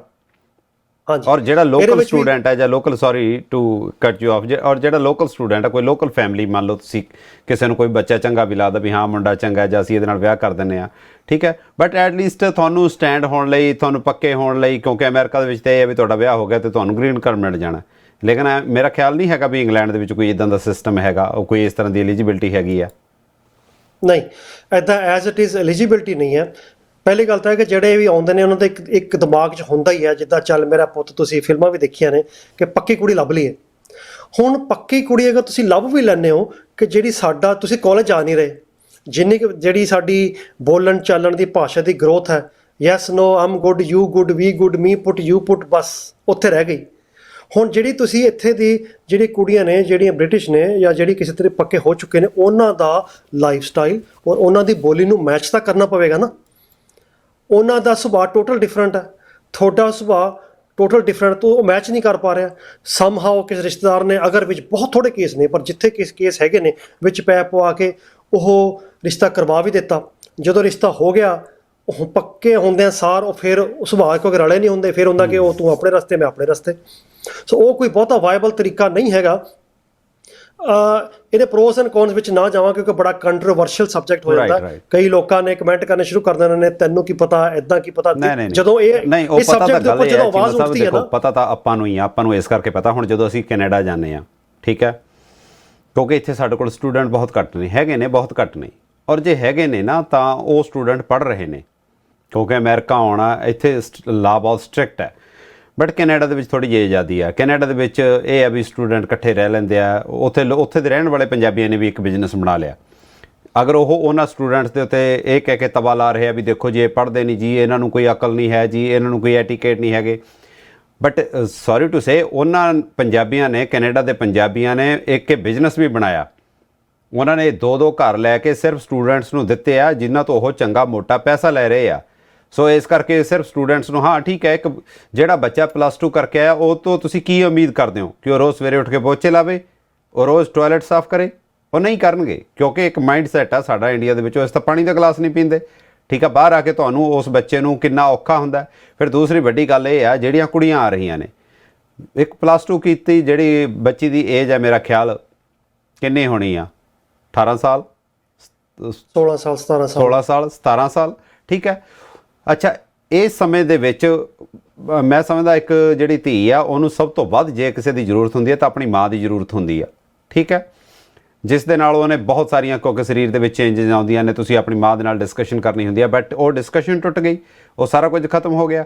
ਤਾਂ ਅੱਜ ਹੁਣ ਤੁਹਾਨੂੰ ਸੰਭਾਲਣਾ ਕਿਹਨੇ ਆ? ਬੇਸਿਕਲੀ ਪਿੱਛੇ ਜਿਹੜੇ ਬੈਠੇ ਆ ਤੇ ਉਹਨਾਂ ਦਾ ਕੰਸਰਨ ਇਹ ਹੁੰਦਾ ਵੀ ਜਿਹੜੀ ਫੀਸ ਫੂਸ ਹੈ ਹੁਣ ਇਹਦਾ ਇੰਤਜ਼ਾਮ ਆਪ ਹੋ ਜਾਵੇ, ਔਰ ਜੇ ਪਿੱਛੇ ਨੂੰ ਪੈਸੇ ਵੀ ਆ ਰਹੇ ਆ ਦੈਨ ਇਟਸ ਓਕੇ। ਇਹ ਗੱਲ ਘੱਟ ਕਹੀ ਜਾਂਦੀ ਹੈ ਵੀ ਹਾਂਜੀ ਤੁਸੀਂ ਪੜ੍ਹੋ, ਸਾਨੂੰ ਪਿੱਛੇ ਪੈਸੇ ਭੇਜਣ ਦੀ ਜ਼ਰੂਰਤ ਨਹੀਂ, ਅਸੀਂ ਆਪਣਾ ਆਪੇ ਇੰਤਜ਼ਾਮ ਕਰ ਲਵਾਂਗੇ। ਸੋ ਕਈ ਚੀਜ਼ਾਂ ਨੇ ਮਤਲਬ ਰਲਮੀਆਂ ਮਿਲਵੀਆਂ, ਪਰ ਮੈਨੂੰ ਜਿਹੜਾ ਕਿਉਂਕਿ ਇੰਗਲੈਂਡ ਦੇ ਵਿੱਚ ਰਿਹਾਇਸ਼ ਦੀ ਕੀ ਸਥਿਤੀ ਹੈ, ਕਿਉਂਕਿ ਐਟ ਲੀਸਟ ਕੈਨੇਡਾ ਦੇ ਵਿੱਚ ਸਟੂਡੈਂਟ ਦੇ ਰਹਿਣ ਦਾ ਹੀਲਾ ਤਾਂ ਬਹੁਤ ਵਧੀਆ, ਚੰਗੇ ਘਰ ਨੇ, ਹੀਟ ਹੈਗੀ ਆ, ਸਾਰਾ ਕੁਝ ਹੈਗੀ ਆ। ਕਿਉਂਕਿ ਇੰਗਲੈਂਡ ਦੀਆਂ ਤਾਂ ਮੈਂ ਖਬਰਾਂ ਪੜ੍ਹਦਾ ਹੁੰਦਾ ਕਈ ਵਾਰੀ, ਜਾਂ ਫੇਸਬੁੱਕ 'ਤੇ ਵੀ ਅਸੀਂ ਕਈ ਫੋਟੋਜ਼ ਵਗੈਰਾ ਦੇਖਦੇ ਹਾਂ ਜਿੱਥੇ ਲਿਖਿਆ ਹੁੰਦਾ ਵੀ ਸਟੂਡੈਂਟਸ ਨੇ ਜਿਹੜੇ ਬਾਹਰ ਸੜਕਾਂ 'ਤੇ ਫਿਰਦੇ ਆ, ਸੜਕਾਂ 'ਤੇ ਪਏ ਆ, ਉਹ ਕਿਸੇ ਕੋਈ ਬ੍ਰਿਜ ਦੇ ਥੱਲੇ ਪਏ ਆ। ਕਈ ਥਾਂ 'ਤੇ ਅਜਿਹੀ ਸਥਿਤੀ ਵੀ ਹੈਗੀ ਆ, ਔਰ ਕਈ ਥਾਂ 'ਤੇ ਜਿਹੜੀਆਂ ਕੁੜੀਆਂ ਨੇ ਉਹ ਐਕਸਪਲੋਇਟ ਵੀ ਹੋ ਰਹੀਆਂ ਨੇ, ਬੇਸ਼ੱਕ ਉਹ ਤਾਂ ਕੈਨੇਡਾ 'ਚ ਵੀ ਹੋ ਰਹੀਆਂ ਨੇ, ਬਟ ਇਸ ਤਰ੍ਹਾਂ ਦੀ ਸਥਿਤੀ ਵੀ ਬਹੁਤ ਹੈਗੀ ਆ। ਰਿਹਾਇਸ਼ ਦੀ ਕੀ ਸਥਿਤੀ ਆ ਤੁਹਾਡੇ ਮੁਲਕ ਦੇ ਵਿੱਚ? ਜੀ, ਤੁਸੀਂ ਜਿਹੜੀ ਗੱਲ ਕਹੀ ਉਹਨੂੰ ਮੈਂ ਵਾਪਸ ਆਉਂਦੇ ਹੋਏ ਜਿੱਥੇ ਟੌਪਿਕ ਆਪਣਾ ਟੁੱਟਿਆ ਸੀਗਾ, ਥੋੜ੍ਹਾ ਜਿਹਾ ਮੈਂ ਜੋੜਨਾ ਚਾਹੁੰਦਾ ਕਿ ਜਿਹੜੇ ਹੁਣ ਸਟੂਡੈਂਟ ਆ ਗਏ, ਜਿਨ੍ਹਾਂ ਨੇ ਪੜ੍ਹਾਈ ਛੱਡਤੀ, ਉਹਨਾਂ ਲਈ ਤਾਂ ਰਸਤੇ ਬਹੁਤ ਮੁਸ਼ਕਲ ਨੇ, ਪਰ ਜਿਹੜੇ ਬੇਸਿਕਲੀ ਐਡਵਾਈਸ ਇਹੀ ਹੈ ਕਿ ਜਿਹੜੇ ਤੁਸੀਂ ਜਿੱਦਾਂ ਮਰਜ਼ੀ ਆ ਗਏ, ਆਪਣੀ ਪੜ੍ਹਾਈ ਨੂੰ ਪੂਰਾ ਕਰੋ, ਜ਼ੋਰ ਲਾਓ ਕਿ ਤੁਹਾਡੀ ਪੜ੍ਹਾਈ ਪੂਰੀ ਹੋ ਸਕੇ। ਕਿਉਂਕਿ ਜਦ ਤੁਸੀਂ ਪੜ੍ਹ ਲੈਂਦੇ ਹੋ ਫਿਰ ਤੁਹਾਨੂੰ ਵਰਕ ਪਰਮਿਟ ਮਿਲ ਜਾਂਦਾ ਆ। ਫਿਰ ਉਹ 2 ਸਾਲ ਦਾ ਪਰਮਿਟ ਮਿਲਿਆ, ਤੁਸੀਂ ਉਹਦੇ ਵਿੱਚ ਕੋਈ ਨਾ ਕੋਈ ਹੋਰ ਐਕਸਟੈਂਡ ਹੁੰਦਾ ਰਹਿੰਦਾ। ਜਦੋਂ 5 ਸਾਲ ਹੋ ਗਿਆ ਫਿਰ ਤੁਹਾਡਾ ਜਿਹੜਾ ਆ ਲੀਵ ਟੂ ਰਿਮੇਨ ਮਿਲ ਜਾਂਦੀ ਹੈ। ਫਿਰ ਉਹ ਜਿਹੜੇ ਪ੍ਰੋਸੈਸ ਨੇ, ਫਿਰ ਤੁਸੀਂ ਪ੍ਰੋਸੈਸ 'ਚ ਪੈ ਜਾਂਦੇ। ਹਾਂ, ਇੰਗਲੈਂਡ ਦੇ ਵਿੱਚ ਜੋ ਪੱਕੇ ਹੋਣ ਦਾ ਜੋ ਟਾਈਮ ਹੈ ਉਹ ਕੈਨੇਡਾ ਔਰ ਅਮਰੀਕਾ ਨਾਲੋਂ ਜ਼ਿਆਦਾ ਲੰਬਾ ਆ। ਦੂਸਰੀ ਡਿਸਐਡਵਾਂਟੇਜ ਜਿਹੜੀ ਇੰਗਲੈਂਡ ਦੀ, ਕਿਉਂਕਿ ਇੰਗਲੈਂਡ ਉਹੀ ਆਉਂਦਾ ਜਿਨ੍ਹਾਂ ਨੇ ਜਿੱਦ ਫੜੀ ਕਈ ਵਾਰ ਹੁੰਦੀ ਵੀ ਅਸੀਂ ਜਾਣਾ ਹੀ ਜਾਣਾ ਜੀ, ਸਾਨੂੰ ਨਹੀਂ ਪਤਾ। ਕਿਉਂਕਿ ਜਿਵੇਂ ਕੈਨੇਡਾ ਵਿੱਚ ਅਗਰ ਤੁਸੀਂ ਆ ਗਏ, ਤੁਸੀਂ ਆਪਣੇ ਪੇਰੈਂਟਸ ਨੂੰ ਵੀ ਬੁਲਾ ਲੈਣਾ, ਆਪਣੇ ਜੋ ਬਲੱਡ ਰਿਲੇਸ਼ਨ ਵਾਲੇ ਆ ਸਕਦੇ। ਜੋ ਇੰਗਲੈਂਡ ਦੇ ਵਿੱਚ ਹੈ ਉਹ ਆਪਣੇ ਪੇਰੈਂਟਸ ਨੂੰ ਇੱਦਾਂ ਨਹੀਂ ਬੁਲਾ ਸਕਦੇ। ਉਹਦੇ ਵਿੱਚ ਬੜਾ ਸਖਤ ਕ੍ਰਾਈਟੀਰੀਆ ਉਹ ਮਿਲਣਾ ਪੈਂਦਾ। ਮੇਰੇ ਪੇਰੈਂਟਸ ਜਿੱਦਾਂ ਹੁਣ ਇੰਡੀਆ ਨੇ, ਪਰ ਮੈਂ ਉਹਨਾਂ ਨੂੰ ਅਗਰ ਕਹਾਂ ਕਿ ਮੈਂ ਇੱਥੇ ਆ ਕੇ ਰਹਿ ਲਓ ਜਾਂ ਉਹਨਾਂ ਨੂੰ ਲੈ, ਉਹ ਇੱਦਾਂ ਨਹੀਂ ਆ ਸਕਦੇ। ਉਹਨਾਂ ਨੂੰ ਬੁਲਾਉਣ ਦਾ ਵੀ ਜੋ ਕ੍ਰਾਈਟੀਰੀਆ ਹੈ ਉਹ ਬਹੁਤ ਡਿਫਰੈਂਟ ਹੈ। ਹੁਣ ਈਵਨ ਦੋ ਆਮ ਸਿਟੀਜ਼ਨ। ਸੋ ਇਸ ਕਰਕੇ ਜ਼ਿਆਦਾ ਇੰਗਲੈਂਡ ਦੇ ਜਦੋਂ ਰਿਸ਼ਤੇਦਾਰੀ ਵਗੈਰਾ ਹੁੰਦੀਆਂ ਨੇ ਤਾਂ ਕੋਈ ਤੁਸੀਂ ਅਜੀਤ ਜਾਂ ਉੱਥੇ ਇੰਡੀਆ ਦੇ ਵਿੱਚ ਜਦੋਂ ਆਪਾਂ ਅਖਬਾਰ ਪੜ੍ਹਦੇ ਹਾਂ ਮੋਸਟਲੀ ਕੈਨੇਡਾ ਦੇ ਹੁੰਦੇ ਨੇ, ਇੰਗਲੈਂਡ ਨੂੰ ਕੋਈ ਲੋਕ ਪ੍ਰੈਫਰ ਨਹੀਂ ਕੀਤਾ ਜਾਂਦਾ। ਜੋ ਚਾਚੇ ਦੇ ਮੁੰਡੇ ਦੇ ਫਲਾਣੇ ਨੂੰ ਰਿਸ਼ਤਾ ਕਰਾ ਸਕਣ। That's it. ਹਾਂਜੀ ਹਾਂਜੀ ਹਾਂਜੀ, ਸੋ ਉਹ ਜਾਣੀ ਜਾਣਦੇ ਸਾਰੇ ਉੱਪਰ ਉੱਤੇ ਦੱਸਣ ਦੀ ਲੋੜ ਨਹੀਂ ਹੈ। ਹੁਣ ਇਹਦੇ ਵਿੱਚ ਜਿਹੜੀ ਤੁਸੀਂ ਹੁਣ ਦੂਸਰੀ ਗੱਲ ਕੀਤੀ ਕਿ ਜਿਹੜੀ ਰਿਹਾਇਸ਼ ਦੀ ਕੀ ਸਥਿਤੀ ਹੈ, ਘਰ ਜਿਹੜੇ ਨੇ ਉਹ ਸੇਫ ਨੇ। ਜਦੋਂ ਤੁਸੀਂ ਕਿਹਾ ਕਿ ਲੋਕੀ ਬ੍ਰਿਜਾਂ ਥੱਲੇ ਪਏ ਨੇ, ਸੜਕਾਂ ਥੱਲੇ ਪਏ ਨੇ, ਮੈਂ ਹੁਣ ਤੱਕ ਕਈ ਸ਼ਹਿਰਾਂ 'ਚ ਫਿਰਿਆ, ਕੋਈ ਸਟੂਡੈਂਟ ਮੈਂ ਬ੍ਰਿਜਾਂ ਥੱਲੇ ਨਹੀਂ ਦੇਖਿਆ। ਹੋ ਸਕਦਾ ਹੋਣਗੇ ਕਿਉਂਕਿ ਹਰ ਜਗ੍ਹਾ ਹਰ ਸ਼ਹਿਰ ਇੱਕੋ ਜਿਹੇ ਨਹੀਂ ਹੁੰਦੇ, ਪਰ ਸਾਨੂੰ ਇਹ ਦਿਖੇ ਨਹੀਂ। ਜੋ ਰੈਂਟ ਦੀਆਂ ਜੋ ਸਿਚੁਏਸ਼ਨ ਆ ਉਹ ਬੜੀ ਬਹੁਤ ਵੱਡਾ ਡਿਸਪੈਰਿਟੀ ਉਹਦੇ ਵਿੱਚ। ਜਿੱਦਾਂ ਕਿ ਅਗਰ ਤੁਸੀਂ ਕਹਿ ਲਓ ਕਿ ਕਵੈਂਟਰੀ 'ਚ, ਬਰਮਿੰਗਮ, ਉਹਨਾਂ ਸਾਈਡਾਂ ਦੇ ਇਲਾਕਿਆਂ ਦੇ ਵਿੱਚ ਜਿਹੜੇ ਸਟੂਡੈਂਟ ਰਹਿ ਰਹੇ ਨੇ, ਉੱਥੇ ਸਟੂਡੈਂਟਸ ਨੂੰ ਇੱਕ ਰੂਮ 150 ਪਾਉਂਡ ਦੇ ਵਿੱਚ ਮਿਲ ਜਾਂਦਾ। ਅਗਰ ਉਹ ਘਰ ਵਾਲਿਆਂ ਨਾਲ ਰੋਟੀ ਵੀ ਕਰ ਲੈਂਦੇ ਜਾਂ ਆਂਟੀ ਜੀ 100 ਪਾਉਂਡ, ਉਹ ਕਹਿੰਦੇ ਵੀ 250 ਪਾਉਂਡ ਵਿਦ ਰੋਟੀ। 150 ਪਾਉਂਡ ਪਰ ਮੰਥ? ਹਾਂਜੀ, ਸੋ 250 ਪਾਉਂਡ ਪਰ ਮੰਥ ਦੇ ਵਿੱਚ ਵਿਦ ਰੋਟੀ ਜਾਂ ਕਮਰਾ ਮਿਲ ਜਾਂਦਾ ਹੈ। ਇਹ ਐਜ਼ ਅ ਸੈਡ ਇਹ ਸਾਰੇ ਸ਼ਹਿਰਾਂ ਦੇ ਵਿੱਚ ਬਰਾਬਰ ਨਹੀਂ ਹੈ, ਇਹ ਡਿਸਪੈਰਿਟੀ ਬਹੁਤ ਹੈ। ਜਿੱਦਾਂ ਮੈਂ ਕਹਾਂ ਕਵੈਂਟਰੀ ਵਿੱਚ 250 ਪਾਉਂਡ 'ਚ ਇੱਦਾਂ ਹੋ ਜਾਂਦਾ, ਬਰਮਿੰਗਮ ਵਿੱਚ ਸ਼ਾਇਦ 300 ਹੁੰਦਾ ਹੋਵੇ। ਇੱਦਾਂ ਡਿਪੈਂਡ ਸ਼ਹਿਰਾਂ ਤੋਂ ਸ਼ਹਿਰ ਡਿਪੈਂਡ ਕਰਦਾ। ਕਿਤੇ ਬਰਮਿੰਗਮ ਅਤੇ ਲੰਡਨ ਤੋਂ ਦੂਰ ਆ ਇਹ ਜਿਹੜੇ ਨੇ Midlands, East Midlands and West Midlands, ਉਹ ਇਲਾਕਿਆਂ ਦੇ ਵਿੱਚ। ਜਿੱਦਾਂ ਕਿ ਹੁਣ ਜਿਹੜੇ ਕਈ ਕਾਲਜਿਸ ਦੀ ਇਨਟੇਕ ਕਹਿ ਦਿੰਦੇ ਆ ਵੀ ਬਾਹਰਲਾ ਹਿੱਸਾ, ਬਾਹਰਲਾ ਹਿੱਸਾ ਕਹਿ ਰਹੇ, ਕਿਉਂਕਿ ਹੁਣ ਕਾਫੀ ਜਿਹੜਾ ਹਿੱਸਾ ਹੈ ਹਾਡਰਸਫੀਲਡ, ਜਿਹੜੇ ਕਾਫੀ ਦੂਰ ਨੇ ਲੰਡਨ ਤੋਂ 4-4 5-5 ਘੰਟੇ ਦੇ ਦੂਰ, ਜਾਂ ਵੇਲਜ਼ ਵਾਲੇ ਪਾਸੇ, ਉਧਰ ਕਾਫੀ ਸਟੂਡੈਂਟ ਆ ਰਹੇ ਨੇ। ਪਰ ਅਗਰ ਤੁਸੀਂ ਲੰਡਨ ਦੇ ਵਿੱਚ ਆਉਂਦੇ ਹੋ, ਲੰਡਨ ਦੇ ਵਿੱਚ ਇੱਕ ਕਮਰਾ 400 ਪਾਉਂਡ ਤੋਂ ਘੱਟ ਨਹੀਂ ਮਿਲਦਾ ਪਰ ਮੰਥ। ਅਗਰ ਤੁਸੀਂ 2 ਜਾਣੇ ਵੀ ਕਮਰਾ ਸ਼ੇਅਰ ਕਰ ਰਹੇ ਹੋ ਤਾਂ 600 ਪਾਉਂਡ ਤੋਂ ਘੱਟ ਕਮਰਾ ਨਹੀਂ ਮਿਲਦਾ, ਰੋਟੀ ਔਨ ਟੌਪ। ਪਰ ਲੰਡਨ ਦੇ ਵਿੱਚ ਸਿਰਫ ਪਲੱਸ ਰੋਟੀ। ਹੁਣ ਰੋਟੀ ਕਈ ਵਾਰ ਰੋਟੀ ਦੇ ਵਿੱਚ ਵੀ ਹੈ ਕਿ ਮੈਂ ਲਾਸਟ ਟਾਈਮ ਜਦੋਂ ਇੰਡੀਆ ਗਿਆ ਸੀਗਾ ਤਾਂ ਉੱਥੇ ਇੱਕ ਦੋ ਬੰਦੇ ਆਪਸ 'ਚ ਗੱਲ ਕਰ ਰਹੇ ਸੀ, ਮੈਂ ਇੰਟਰਫੇਅਰ ਨਹੀਂ ਕੀਤਾ। ਰੋਟੀ ਬਸ ਪਾਉਂਡ ਦੀ ਮਿਲ ਜਾਣੀ ਹੈ, ਕੋਈ ਗੱਲ ਹੀ ਨਹੀਂ ਹੈ। ਆਲੂ ਲਿਓ, ਉਬਾਲ ਲੈਣੇ, ਚੌਲ ਲੈਣੇ, ਉਬਾਲ ਲੈਣੇ, ਹੋ ਜਾਣਾ, ਕਰ ਲੈਣਾ, ਖਤਮ। ਉਹ ਬੰਦਾ ਜੋ ਐਡਵਾਈਸ ਦੇ ਰਿਹਾ ਸੀਗਾ, ਉਹ ਉਹਨਾਂ ਨੂੰ ਐਡਵਾਈਸ ਹੈ ਤੁਹਾਡਾ ਜੀ 35 ਪਾਉਂਡ ਤੁਹਾਡੇ ਮਹੀਨੇ ਦੇ ਰੋਟੀ ਤੇ ਲੱਗਿਆ ਕਰਨੇ ਆ ਜੀ, ਤੇ 35-40 ਤੁਹਾਡੇ ਬਸਦੇ ਆ ਜੀ, ਬਸ ਪੈਸਾ ਹੀ ਪੈਸਾ। ਮੈਂ ਦੇਖਿਆ ਭਲਿਆ ਲੋਕਾਂ, ਤੁਸੀਂ ਕਿਉਂ ਗਲਤ ਐਡਵਾਈਸ ਕਰ ਰਹੇ ਹੋ? ਤੁਸੀਂ ਕਿਸੇ ਵੀ ਟੇਕ ਅਵੇ ਤੇ ਰੋਟੀ ਖਾਂਦੇ ਹੋ, ਮਾੜਾ ਤੋਂ ਮਾੜਾ ਪੀਜ਼ਾ ਵੀ ਖਾਂਦੇ ਹੋ, 버ਗਰ ਚਿਪਸ ਲੈਂਦੇ ਹੋ, 3.5-4 ਪਾਉਂਡ ਤੋਂ ਘੱਟ ਨਹੀਂ ਆਉਂਦਾ ਹਾਂਜੀ ਬਿਲਕੁਲ, ਇੱਕ ਟਾਈਮ ਦਾ। ਉਹ ਤੋਂ ਬਾਅਦ ਜਿਹੜਾ ਸਵੇਰੇ ਸ਼ਾਮ ਖਾਣਾ, ਜੇ ਤੁਸੀਂ ਖਾਲੀ ਪੇਟ ਖਾਣਾ ਤਾਂ ਹੋਰ ਵੀ ਮਹਿੰਗਾ। ਹਾਂ, ਅਗਰ ਤੁਸੀਂ ਵੈਜੀਟੇਰੀਅਨ ਖਾਣਾ ਤਾਂ ਵੈਜੀਟੇਰੀਅਨ ਇੰਗਲੈਂਡ ਦੇ ਵਿੱਚ ਜ਼ਿਆਦਾ ਮਹਿੰਗਾ, ਉਹ ਸਾਰੇ ਹੀ ਮਹਿੰਗਾ। ਜੇ ਤੁਸੀਂ ਨੌਨ ਵੈਜ ਖਾਣਾ, ਉਹ ਸਸਤਾ ਹੈ ਬਿਲਕੁਲ। ਸੋ ਹੁਣ ਤੁਸੀਂ ਘਰ 'ਚ ਅਗਰ ਤੁਸੀਂ ਕੋਈ ਫਿਜ਼ੀਕਲ ਵਰਕ ਵੀ ਕਰਨਾ ਜਾਂ ਚੰਗੀ ਤਰ੍ਹਾਂ ਪੜ੍ਹਨਾ ਆ, ਤੁਹਾਨੂੰ ਡਾਈਟ ਪ੍ਰੋਪਰ ਚਾਹੀਦੀ ਹੈ। ਸੋ ਜਿਹੜੀ ਡਾਈਟ ਦੀ ਕੈਲਕੂਲੇਸ਼ਨ ਹੈ ਜਦੋਂ ਇੰਡੀਆ 'ਚ ਲੋਕ ਤੁਰਨ ਲੱਗੇ ਕਰਦੇ ਨੇ, ਉਹ ਟੋਟਲ ਰੋਂਗ ਹੈ। ਉਹ ਡਾਈਟ ਦੀ ਜਿਹੜੀ ਕੈਲਕੂਲੇਸ਼ਨ ਆ, that is way of. So basically ਹੁਣ ਜੋ ਲੰਡਨ ਦੇ ਵਿੱਚ ਰਿਹਾਇਸ਼ ਹੈ, ਰੋਟੀ ਦੇ ਨਾਲ ਤੁਸੀਂ ਕਹੋ ਕਿ ਜਿਵੇਂ ਤਾਂ 2 ਬੰਦੇ ਨੇ ਰੂਮ ਸ਼ੇਅਰ ਕੀਤਾ, 600 ਪਾਉਂਡ ਦੇ ਕਰੀਬ ਲੰਡਨ ਦਾ ਰੇਟ ਚੱਲਦਾ ਹੈ। ਕਿਸੇ ਇਲਾਕਿਆਂ 'ਚ 50 ਪਾਉਂਡ ਵੱਧ ਹੋਏ, ਕਿਸੇ 'ਚ ਘੱਟ ਹੋਏਗਾ, ਰੋਟੀ ਔਨ ਟੌਪ। ਔਰ ਇੱਥੇ ਜਿਹੜੀ ਫੀਸਾਂ ਨੇ ਲੰਡਨ ਦੇ ਵਿੱਚ, ਉਹ ਵੀ ਜ਼ਿਆਦਾ ਨੇ। ਲੰਡਨ ਦੇ ਵਿੱਚ ਅਗਰ ਫੀਸ ਹੋ 9,500 ਪਾਉਂਡ ਜਾਂ 10,000 ਪਾਉਂਡ ਸਮੈਸਟਰ ਦੀ, ਲੰਡਨ ਤੋਂ ਬਾਹਰ 7.5 ਤੋਂ ਲੈ ਕੇ 10,000 ਤੱਕ ਹੈ। ਹਾਂ, ਲੰਡਨ ਦੀ ਐਡਵਾਂਟੇਜ ਹੈ ਕਿ ਲੰਡਨ 'ਚ ਕਿਉਂਕਿ ਆਬਾਦੀ, ਜਿੱਥੇ ਆਬਾਦੀ ਜ਼ਿਆਦਾ ਹੁੰਦੀ ਹੈ ਉੱਥੇ ਕੰਮ ਵੀ ਜ਼ਿਆਦਾ ਹੁੰਦੇ ਨੇ। ਕੁਛ ਨਾ ਕੁਛ ਕੰਮ ਘੱਟ 'ਚ ਮਿਲ ਜੇ, ਵੱਧ 'ਚ ਮਿਲ ਜੇ, ਕੰਮ ਮਿਲ ਹੀ ਜਾਂਦੇ ਨੇ। ਪਰ ਇਹ ਹੈ ਕਿ ਅਗਰ ਜਦੋਂ ਕਿਤੇ ਇਹ ਲਗਾਤਾਰ ਨਹੀਂ ਮਿਲ ਜਾਂਦਾ, ਕਿਉਂਕਿ ਬੰਦਾ ਨਵਾਂ ਆਉਂਦਾ ਆ। ਕਈ ਵਾਰ ਮੈਂ ਦੇਖਿਆ ਕਿ ਬੰਦੇ ਦੀ ਐਕਸਪੈਕਟੇਸ਼ਨ ਹੁੰਦੀ ਹੈ ਕਿ ਮੈਂ ਆਇਆ ਦੂਸਰੇ-ਤੀਸਰੇ ਦਿਨ, ਮੈਂ ਤਾਂ ਜੀ ਉਹ ਜਿਵੇਂ ਮਾਰਕੀਟ ਰੇਟ ਦਾ 60 ਪਾਉਂਡ ਦੇ ਕੰਮ ਦਿਹਾੜੀ ਸ਼ੁਰੂ ਆ ਜੀ। ਕਿਉਂਕਿ ਯਾਰ ਜਦੋਂ 60 ਪਾਉਂਡ ਤੇ ਬੰਦਾ, ਜਾਂ ਜੋ ਦਿਹਾੜੀ ਜਿਹੜਾ ਬੰਦਾ ਤੁਸੀਂ ਮੰਨ ਲਓ ਕਿਸੇ ਨੂੰ ਇੰਪਲਾਈ ਕਰ ਰਹੇ ਹੋ, ਚਾਹੇ ਵਿਦਾਊਟ ਪੇਪਰਸ ਵੀ ਕਰ ਰਹੇ ਹੋ, ਬੰਦਾ ਉਦੋਂ ਕਰਦਾ ਜਦੋਂ ਉਹਨੂੰ ਹੋਰ ਲੇਬਰ ਨਹੀਂ ਮਿਲਦੀ। ਕਿਉਂਕਿ ਜਿਹੜਾ ਬੰਦਾ ਬਿਲਕੁਲ ਹੀ ਨਵਾਂ ਆ ਰਿਹਾ, ਹਾਲੇ ਉਹਦੇ ਖੱਲੀਆਂ ਵੀ ਨਹੀਂ ਪਈਆਂ, ਹਾਲੇ ਉਹਨੂੰ ਇਹ ਵੀ ਨਹੀਂ ਪਤਾ ਕਿ ਟੂਲ ਕਿੱਦਾਂ ਫੜਨੇ ਆ ਜਾਂ ਕੰਮ ਕਿੱਦਾਂ ਕਰਨਾ। ਸੋ ਉਹਨੂੰ ਐਡਜਸਟ ਕਰਨਾ, ਉਹਨੂੰ ਜਸਟੀਫਾਈ ਕਰਨਾ ਬੜਾ ਮੁਸ਼ਕਿਲ ਹੋ ਜਾਂਦਾ। ਇਹ ਹਾਲਤ ਜਿਹੜੀ ਹੈ ਕਿ ਲੰਡਨ ਤੋਂ ਬਾਹਰ ਹੈ। ਸੁਣਨ ਵਿੱਚ ਆਇਆ ਸੀ ਕਿ ਇਹ ਪਹਿਲਾਂ ਦੇ ਟਾਈਮਾਂ 'ਚ ਜੋ ਟਾਈਮ ਸੀਗਾ, ਜੋ ਇਹ ਜਿਹੜੀ ਮੈਂ ਗੱਲ ਕਰ ਰਿਹਾ, ਇਹ ਐਗਜ਼ਿਸਟ ਕਰਦੀ ਹੈ, ਚਾਹੇ ਥੋੜ੍ਹੀ ਕਰਦੀ ਜਾਂ ਬਹੁਤੀ ਕਰਦੀ। ਇਹ ਨਹੀਂ ਕਹਿੰਦਾ ਕਿ ਹਰੇਕ ਨੂੰ ਮਿਨੀਮਮ ਵੇਜ ਮਿਲ ਜਾਂਦੀ, 30-40 ਪਾਉਂਡ ਤੱਕ ਵੀ ਸੀਗਾ। ਪਰ ਹੁਣ ਇਹ ਸੁਣਨ ਨੂੰ ਆ ਰਿਹਾ ਕਿ ਜੋ ਲੰਡਨ ਤੋਂ ਬਾਹਰ ਇਲਾਕੇ ਵੀ, ਉੱਥੇ ਵੀ ਜਿਹੜੀਆਂ ਜੋ ਕੰਮ ਮਿਲ ਰਹੇ ਨੇ, ਉਹ ਲਗਭਗ ਲੰਡਨ ਦੇ ਬਰਾਬਰ ਰੇਟਾਂ 'ਤੇ ਮਿਲ ਹੀ ਜਾ ਰਹੇ ਨੇ। ਹਾਂ, ਇਹ ਹੈ ਕਿ ਜਿਹੜਿਆਂ ਨੂੰ ਕੰਮ ਮਿਲ ਰਹੇ ਨੇ ਉਹ ਫਿਜ਼ੀਕਲ ਵਰਕ ਕਾਫੀ ਹੈਵੀ ਹੈ। ਹੁਣ ਕਈ ਬੱਚੇ ਜਿਹੜੇ ਆਉਂਦੇ ਨੇ ਉਹ ਫਿਜ਼ੀਕਲ ਵਰਕ ਕਰਦੇ ਨੇ, ਪਰ ਅੰਦਰੋਂ ਟੁੱਟਣੇ ਸ਼ੁਰੂ ਹੋ ਜਾਂਦੇ ਨੇ ਜਲਦੀ ਹੀ। ਉਹ ਕਹਿੰਦਾ ਜੀ ਸਾਨੂੰ ਫਿਜ਼ੀਕਲ ਇਹ ਘੱਟ ਦੇ ਦਿਓ, ਪਰ ਫਿਜ਼ੀਕਲ ਨਹੀਂ ਸੀ ਕਰਨਾ। ਇੱਦਾਂ ਹੀ ਲੜਕੀਆਂ ਦਾ ਕੰਮ ਹੈ। ਲੜਕੀਆਂ ਵਾਸਤੇ ਕੰਮ ਜਿਹੜੇ ਨੇ ਲੜਕੀਆਂ ਇੰਨੀਆਂ ਅਨਸੇਫ ਵੀ ਨਹੀਂ ਹੈਗੀਆਂ। ਕਈ ਇਲਾਕਿਆਂ ਦੇ ਵਿੱਚ ਰਿਪੋਰਟਸ ਆਉਂਦੀਆਂ ਨੇ ਸ਼ੋਸ਼ਣ ਦੀਆਂ, ਜਿੱਦਾਂ ਤੁਸੀਂ ਕਿਹਾ, ਤੁਸੀਂ YouTube ਤੇ ਜਾਂ TikTok ਜਾਂ ਕਈ ਮੀਡੀਅਮ ਦੇਖਿਆ ਜਾਂਦਾ, ਸ਼ੋਸ਼ਣ ਦੀਆਂ ਰਿਪੋਰਟਸ ਹੁੰਦੀਆਂ ਨੇ। ਬੜਾ ਅਫਸੋਸ ਹੈ ਇਸ ਗੱਲ ਦਾ, ਪਰ ਇੰਨਾ ਜ਼ਿਆਦਾ ਸ਼ੋਸ਼ਣ ਵੀ ਨਹੀਂ ਹੈਗਾ। ਪਰ ਲੜਕੀਆਂ ਵਾਸਤੇ ਰਿਕਮੈਂਡੇਸ਼ਨ ਹੈ ਕਿ ਅਗਰ ਲੜਕੀਆਂ ਨੇ ਆਉਣਾ, ਕਿ ਤੁਹਾਡੀ ਇੰਗਲਿਸ਼ ਹਾਈ ਹੋਣੀ ਹੀ ਚਾਹੀਦੀ ਹੈ, ਕਿਉਂਕਿ ਤੁਹਾਡੀ ਸਰਵਾਈਵਲ ਵਾਸਤੇ ਅਗਰ ਤੁਹਾਡੀ ਇੰਗਲਿਸ਼ ਹਾਈ ਹੈ ਤਾਂ ਤੁਸੀਂ ਕਿਸੇ ਵੀ ਸਟੋਰ ਤੇ ਜਿਹਨਾਂ ਤੁਹਾਨੂੰ ਵਰਕ ਪਰਮਿਟ ਅਲਾਉਡ ਹੈ as a customer service adviser ਜਾਂ ਕੁਛ ਨਾ ਕੁਛ ਜੌਬ ਲੱਗ ਸਕਦੀ ਹੈ, ਔਰ ਤੁਹਾਨੂੰ ਪੇਪਰ ਦੇ ਹਿਸਾਬ ਨਾਲ ਮਿਨੀਮਮ ਵੇਜ ਵੀ ਮਿਲ ਜਾਣੀ ਹੈ। ਪਰ ਅਗਰ ਲੜਕੀਆਂ ਵੀ ਆ ਰਹੀਆਂ ਨੇ ਔਰ ਉਹਨਾਂ ਨੂੰ ਇੰਗਲਿਸ਼ ਨਹੀਂ ਆਉਂਦੀ ਤਾਂ ਫਿਰ ਜੌਬ ਕੀ ਮਿਲੇਗੀ? ਉਹ ਤਾਂ ਸਾਰਿਆਂ ਲਈ ਰੂਲ ਸੇਮ ਹੀ ਆ। ਚੀਮਾ ਸਾਹਿਬ ਇੱਕ ਚੀਜ਼, ਕਿਉਂਕਿ ਤੁਹਾਡੇ ਪ੍ਰੋਗਰਾਮ ਦਾ ਟਾਈਮ ਵੀ ਹੋ ਰਿਹਾ ਹੋਣਾ ਹੈ ਨਾ, ਜਸਟ ਮੈਂ ਤੁਹਾਨੂੰ ਫਿਨਿਸ਼ ਕਰਦਾ। ਜਦੋਂ ਮੁੰਡਿਆਂ ਨੇ ਤਾਂ ਬਿਲਡਿੰਗ ਦੀ ਸਾਈਡ ਤੇ ਜੌਬ ਕਰ ਲੈਣੀ ਹੈ, ਹੈਵੀ ਡਿਊਟੀ ਇੱਟਾਂ ਢੋ ਲੈਣੀਆਂ ਨੇ। ਕੁੜੀਆਂ ਕੀ ਕਰਨਗੀਆਂ? ਕੀ ਕੁੜੀਆਂ ਬਿਲਡਿੰਗ ਸਾਈਡ ਤੇ ਕੰਮ ਕਰ ਸਕਦੀਆਂ ਨੇ? ਕਿਉਂਕਿ ਤੁਸੀਂ ਸ਼ੋਸ਼ਣ ਦੀ ਗੱਲ ਕੀਤੀ ਹੈ, ਕਿਉਂਕਿ ਆਪਣੀਆਂ ਜੋ ਪੰਜਾਬ ਦੀ ਜੋ ਜਵਾਨੀਆਂ ਜੋ ਕੁੜੀਆਂ ਨੇ ਉਹਨਾਂ ਨੂੰ ਬਚਾਉਣਾ ਬੜਾ ਜ਼ਰੂਰੀ ਹੈ, ਕਿਉਂਕਿ ਕੀ ਉਹ ਬਿਲਡਿੰਗ ਸਾਈਡ ਤੇ ਕੰਮ ਕਰ ਸਕਦੀਆਂ ਨੇ? ਨਹੀਂ। ਫਿਰ ਉਹਨਾਂ ਕੋਲ ਆਪਸ਼ਨ ਰਹਿ ਜਾਂਦੀ ਹੈ ਲੋਕਾਂ ਦੇ ਘਰਾਂ 'ਚ ਪੋਚੇ ਮਾਰਨੇ ਜਾਂ ਉਹਨਾਂ ਦੇ ਬੇਬੀ ਸਿਟਿੰਗ ਕਰਨਾ। ਤਾਂ ਉਹਨਾਂ ਦੀ ਜਿਹੜੀ ਇਹ ਆਪਸ਼ਨਾਂ ਕਰਕੇ ਉਹਨਾਂ ਨੂੰ ਜੌਬਾਂ ਦੀ ਕਮੀ ਆਉਂਦੀ, ਉਹਨਾਂ 'ਤੇ ਪ੍ਰੈਸ਼ਰ ਕਾਫੀ ਰਹਿੰਦਾ ਆ। ਉਹ ਫਿਰ ਉੱਥੋਂ ਐਕਸਪਲੋਇਟੇਸ਼ਨ ਵੀ ਉੱਥੋਂ ਸ਼ੁਰੂ ਹੁੰਦੀ ਹੈ, ਉਹ ਕਿਸੇ ਮਰਜ਼ੀ ਕਿਸਮ ਦੀ ਆ ਜੀ। ਇੱਕ ਦੋ ਚੀਜ਼ਾਂ ਜਿਹੜੀਆਂ ਨਾ ਮੈਨੂੰ ਚੀਮਾ ਸਾਹਿਬ ਹੋਰ ਜਿਹੜੀਆਂ ਹੁੰਦੀਆਂ ਨੇ, ਜਿਸ ਤਰ੍ਹਾਂ ਕੈਨੇਡਾ ਦੇ ਵਿੱਚ ਜਦੋਂ, ਚਲੋ ਇਹ ਤਾਂ ਗੱਲ ਹੋ ਗਈ ਉਹ ਸਟੂਡੈਂਟਸ ਦੀ ਜਿਹੜੇ ਕਈ ਆ ਕੇ ਕੰਮ ਨਹੀਂ ਕਰਦੇ ਜਾਂ ਜਿਨ੍ਹਾਂ ਦਾ ਟਾਰਗੇਟ ਹੈ ਵੀ ਅਸੀਂ ਉੱਥੇ ਇੱਕ ਵਾਰ ਪਹੁੰਚਣਾ। ਬਟ ਜਿਸ ਤਰ੍ਹਾਂ ਕੈਨੇਡਾ ਦੇ ਵਿੱਚ ਸਟੂਡੈਂਟਸ ਆਉਂਦੇ ਆ, ਬਹੁਤੇ ਸਟੂਡੈਂਟ ਨੇ ਜਿਹੜੇ ਉਹ ਕੋਰਸ ਕੰਪਲੀਟ ਕਰਦੇ ਆ, ਬਹੁਤੇ, ਮੈਂ ਇਹ ਮੰਨਦਾ। ਅਮਰੀਕਾ ਦੇ ਵਿੱਚ ਵੀ ਬਹੁਤੇ ਕਰਦੇ ਆ, ਆਸਟ੍ਰੇਲੀਆ ਬਾਰੇ ਆਪਾਂ ਨੂੰ ਕੋਈ ਗਿਆਨ ਨਹੀਂ ਹੈ, ਸੋ ਆਪਾਂ ਉਹਦੇ ਬਾਰੇ ਕੋਈ ਗੱਲ ਨਹੀਂ ਕਰ ਸਕਦੇ। ਬਟ ਕੈਨੇਡਾ ਦੇ ਵਿੱਚ ਇੱਕ ਸਿਸਟਮ ਹੈ ਵੀ ਜਦੋਂ ਤੁਸੀਂ ਪਾਸ ਹੋ ਗਏ, ਤੁਸੀਂ ਆਪਣੀ ਡਿਗਰੀ ਲੈ ਲਈ, ਸਾਰਾ ਕੁਝ ਕਰ ਲਿਆ, ਉਸ ਤੋਂ ਬਾਅਦ ਹੈ LMI।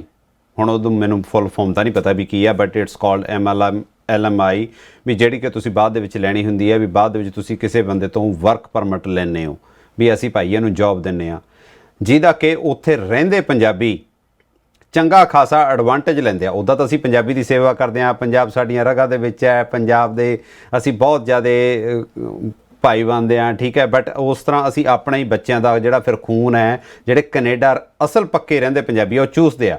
ਕਿਵੇਂ ਚੂਸਦੇ ਆ? ਉਹ ਉਹਨਾਂ ਨੂੰ ਫ੍ਰੀ ਦੇ ਵਿੱਚ, ਮਤਲਬ ਉਹ LMI ਦੇ ਸਕਦੇ ਆ, ਉਹਨਾਂ ਤੋਂ ਕੰਮ ਕਰਵਾਉਂਦੇ ਆ ਉਹ, ਕਿਉਂਕਿ ਉਹਨਾਂ ਕੋਲ ਜੌਬ ਕਰਦਾ ਉਹ।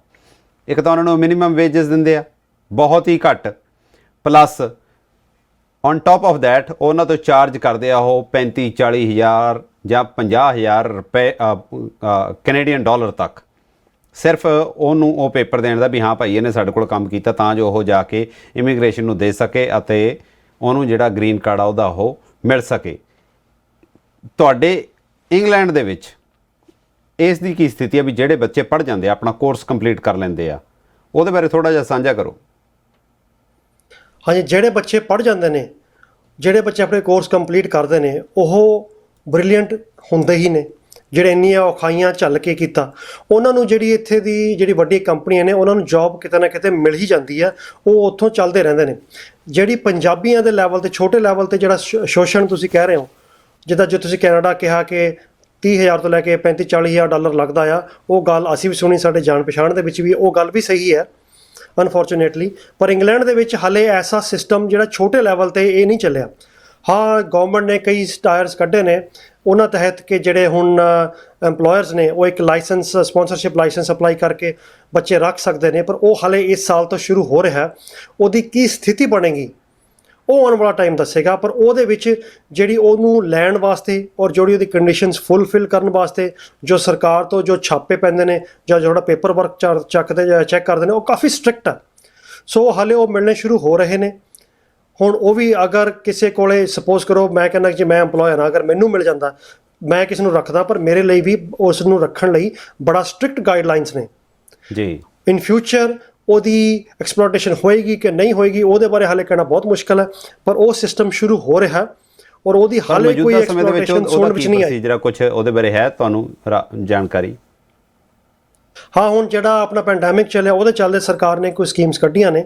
ਪਹਿਲਾਂ ਬਹੁਤ ਹੀ ਮਤਲਬ ਵੱਡੇ ਲੈਵਲ ਦੀ ਕੰਪਨੀ ਸੀ ਜਿਹੜੀਆਂ ਉਹੀ ਐਸੇ ਜੋ ਲਾਇਸੈਂਸ ਸੀ ਉਹ ਅਪਲਾਈ ਕਰਦੀਆਂ ਸੀਗੀਆਂ, ਜਿਨ੍ਹਾਂ ਤੋਂ ਕਿ ਬਾਹਰਲੇ ਮੁਲਕਾਂ ਤੋਂ ਕੋਈ ਸਕਿਲਡ ਲੇਬਰਰ ਜਾਂ ਸਕਿਲਡ ਵਰਕਰਸ ਮੰਗਾਏ ਜਾ ਸਕਦੇ ਸੀਗੇ।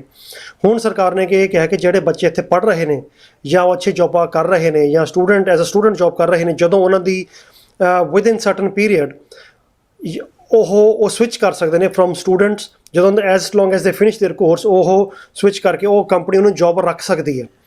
ਪਹਿਲਾਂ ਉਹ ਜਿਹੜਾ ਜੌਬ ਲੱਭਣ ਦਾ ਔਰ ਜੋ ਕ੍ਰਾਈਟੇਰੀਆ ਸੀਗਾ ਬਹੁਤ ਮੁਸ਼ਕਲ ਸੀਗਾ, ਹੁਣ ਉਹ ਜਿਹੜਾ ਥੋੜਾ ਰਿਲੈਕਸ ਹੋਇਆ।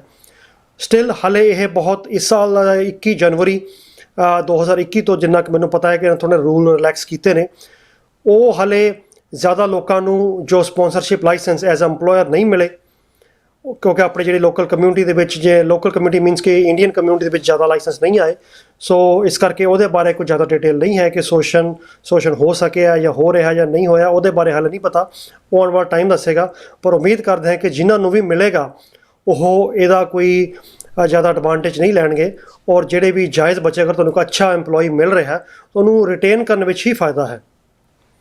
ਹਾਂਜੀ, ਆਸ ਕਰਦੇ ਹਾਂ ਜਿਹੜੇ ਸਟੂਡੈਂਟ ਨੇ ਆਪਣੇ ਕਿਸੇ ਮੁਲਕ ਦੇ ਵਿੱਚ ਜਿਹੜੇ ਗਏ ਹੋਏ ਨੇ ਆਪਣੇ ਕੋਰਸ ਪੂਰੇ ਕਰਨ, ਪੜ੍ਹਾਈਆਂ ਵਿੱਚ ਨਾ ਛੱਡਣ, ਤਾਂ ਕਿ ਚੰਗੀ ਡਿਗਰੀ ਆਪਣੀ ਕਰਕੇ ਉਹਨਾਂ ਨੂੰ ਵਰਕ ਪਰਮਿਟ ਦੇ ਰਸਤੇ ਅਪਲਾਈ ਕਰਕੇ ਪੱਕੇ ਹੋ ਸਕਣ। ਅਗਰ ਉਹ ਡਿਗਰੀਆਂ ਪੂਰੀਆਂ ਨਹੀਂ ਕਰਨਗੇ ਤਾਂ ਉਹਨਾਂ ਨੂੰ ਪੱਕੇ ਹੋਣ ਦਾ ਜਿਹੜਾ ਚਾਂਸ ਹੈ ਉਹ ਨੀਅਰਲੀ ਮੋਰ ਔਰ ਲੈਸ ਉਹ ਖਤਮ ਹੀ ਹੋ ਜਾਂਦਾ ਹੈ। ਉਸ ਤੋਂ ਬਾਅਦ ਵਿਸ਼ਾ ਬੜਾ ਲੰਬਾ ਹੈ। ਅਗਲੇ ਪ੍ਰੋਗਰਾਮ ਦੇ ਵਿੱਚ ਆਪਾਂ ਸਟੂਡੈਂਟਸ ਨੂੰ ਪੇਸ਼ ਆ ਰਹੀਆਂ ਹੋਰ ਜਿਹੜੀਆਂ ਪ੍ਰੋਬਲਮਸ ਨੇ ਉਹਨਾਂ ਨੂੰ ਡਿਸਕਸ ਕਰਾਂਗੇ। ਇਨ ਦਾ ਮੇਨ ਟਾਈਮ ਜਿਹੜੇ ਮੈਂ ਸਟੂਡੈਂਟਸ ਨੇ ਜਾਂ ਹੋਰ ਜਿਹੜੇ ਸਾਡੇ ਸੁਣਨ ਵਾਲੇ ਦਰਸ਼ਕ ਨੇ ਉਹਨਾਂ ਨੂੰ ਵੀ ਰਿਕੁਐਸਟ ਕਰਦਾ ਕਿ ਅਗਰ ਤੁਹਾਡੇ ਕੋਈ ਸੁਝਾਅ ਜਾਂ ਕਮੈਂਟ ਹੋਣ ਜਾਂ ਕੋਈ ਸਵਾਲ ਨੇ ਉਹ ਸਾਨੂੰ ਕਮੈਂਟ ਬਾਕਸ ਵਿੱਚ ਲਿਖੋ, ਤਾਂ ਕਿ ਤੁਹਾਡੇ ਸਵਾਲਾਂ ਦੇ ਜਵਾਬ ਲਈ ਅਸੀਂ ਇੱਕ ਹੋਰ ਪ੍ਰੋਗਰਾਮ ਕਰਕੇ ਉਹਨਾਂ ਦੇ ਉੱਪਰ ਚਾਨਣਾ ਪਾਵਾਂਗੇ, ਉਹਨਾਂ ਦੀ ਰਿਪੋਰਟ ਲੈ ਕੇ ਆਉਣ ਦੀ ਕੋਸ਼ਿਸ਼ ਕਰਾਂਗੇ। ਇਹਨਾਂ ਕਹਿੰਦੇ ਹੋਏ ਸਵਰਾਜ ਸਿੰਘ ਵੱਲੋਂ ਧੰਨਵਾਦ। ਸਤਿ ਸ਼੍ਰੀ ਅਕਾਲ। ਸਤਿ ਸ਼੍ਰੀ ਅਕਾਲ ਜੀ।